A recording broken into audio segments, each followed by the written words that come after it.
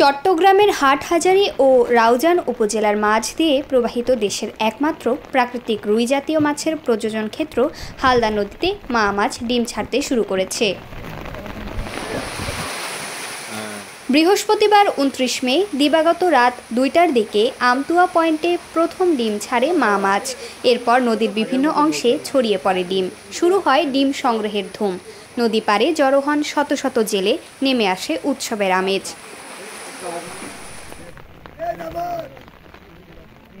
হালদা গবেষক ও চট্টগ্রাম বিশ্ববিদ্যালয়ের প্রাণীবিদ্যা বিভাগের চেয়ারম্যান অধ্যাপক ডক্টর মঞ্জুরুল কিবরিয়া এবার ভালো পরিমাণ ডিম পাওয়া যাবে বলে আশাবাদ ব্যক্ত করেন। বহুল প্রতীক্ষিত হালদা নদীতে মা মাছ ডিম দিয়েছে। গত রাত ২টা থেকে আসলে মা মাছ ডিম ছাড়া শুরু করেছে। অল্প পরিমাণে প্রথমে শুরু করেছিল, আস্তে আস্তে ধীরে ধীরে এই ডিমের পরিমাণ বাড়তে থাকে।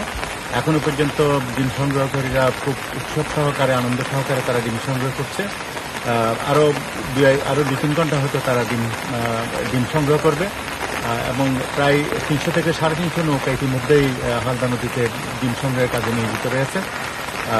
আশা করছি এবার যেইভাবে পরিবেশ পরিস্থিতি বা যেভাবে পর্যাপ্ত বৃষ্টি আছে, আশা করি অন্যান্য বছরের চেয়ে ভালো ডিম সংগ্রহিত হবে।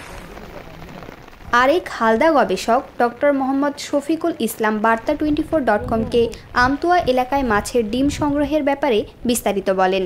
তিনি আরও জানান, এখনও পর্যন্ত মোট কত পরিমাণ ডিম হ্যাচারিতে পৌঁছেছে তা নিরূপণে কিছুটা সময় লাগবে। রাত ২টার দিকে হালদা নদীর আমতুয়া যে পয়েন্টটি আছে, সেই পয়েন্টে কার্যতীয় মা মাছ পুরোদমে ডিম ছেড়েছে। জোয়ারের সাথে সাথে সেই ডিম হালদার নদীর বিভিন্ন অংশের মধ্যে ছড়িয়ে পড়ে এবং ডিম সংগ্রহকারী ভাইরা রাত ২টা থেকে তারা তাদের নৌকা নিয়ে তারা ডিম সংগ্রহ করে এবং আমরা সরাসরি কথা বলে দেখেছি প্রত্যেকটা নৌকাতে গড়ে ৪ থেকে ৫ বালতি ডিম সংগ্রহ করা হয়েছে এবং এতে ডিম সংগ্রহকারী ভাইরা কিন্তু তারা খুবই আনন্দিত। জানা গেছে, হালদা নদীর প্রাকৃতিক বৈশিষ্ট্য অনুযায়ী প্রতি বছর এপ্রিল থেকে জুন মাসের মধ্যে পূর্ণিমা বা অমাবস্যার রাতে পাহাড়ি ঢল ও বজ্রসহ বৃষ্টির সময় মা মাছ ডিম ছাড়ে। এসব ডিম পরবর্তী সময়ে হ্যাচারিতে নিয়ে সংরক্ষণ ও পোনা মাছ উৎপাদনে ব্যবহার করা হয়।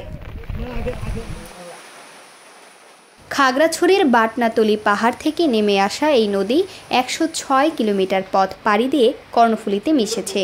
প্রাকৃতিকভাবে রুই জাতীয় মাছের ডিম আহরণের একমাত্র ক্ষেত্র এই নদী বিশ্বের অন্যতম জোয়ারভাটার মাছের প্রজনন ক্ষেত্র হিসেবেও স্বীকৃত।